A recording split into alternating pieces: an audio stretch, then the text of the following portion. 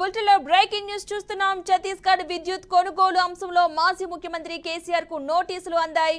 ఈ నెల 15 లోపు వివరణ ఇవ్వాలంటూ కేసీఆర్ కు జస్టిస్ నరసింహారెడ్డి నోటీసులు అయితే పంపించారు. అయితే ఎన్నికల దృష్ట్యా జూలై 30 వరకు సమయం కావాలని కేసీఆర్ కోరినట్లుగా తెలుస్తోంది. ఇక కేసీఆర్ ఇచ్చే వివరణ సంతృప్తికరంగా లేకపోతే ప్రత్యక్షంగా విచారిస్తామంటూ కూడా జస్టిస్ నరసింహారెడ్డి తెలిపారు.